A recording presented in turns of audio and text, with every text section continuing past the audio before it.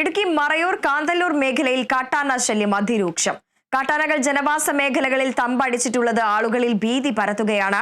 കാന്തല്ലൂർ ടൗണിൽ ഗുഹനാഥപുരം റോഡിൽ VFPCK ഓഫീസിന് മുന്നിലെത്തിയ കാട്ടാനകൾ നിർത്തിയിട്ടിരുന്ന കാറിന് കേടുപാടുകൾ വരുത്തി. RRT സംഘം പ്രദേശത്തുണ്ടെങ്കിലും കാട്ടാന ശല്യം തുടരുന്നതിൽ പ്രതിഷേധവും തുടരുകയാണ്.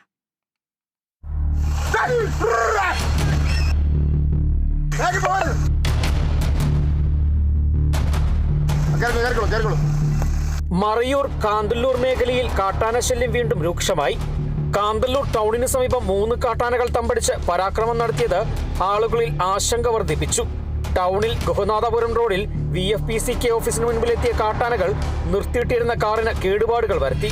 പ്രദേശത്തെ മതിലും കാട്ടാനകൾ തകർത്തു. ടൗണിന് സമീപം കൃഷിഭവൻ, അംഗൻവാടി തുടങ്ങിയ സ്ഥാപനങ്ങൾ പ്രവർത്തിക്കുന്നിടത്തും കരിങ്കുളം ഭാഗത്തും കാട്ടാനകളുടെ സാന്നിധ്യമുണ്ടായി. പെരുമല റോഡ് മുറിച്ചു കടന്നായിരുന്നു കരിങ്കുളം ഭാഗത്തേക്ക് കാട്ടാനകൾ എത്തിയത്.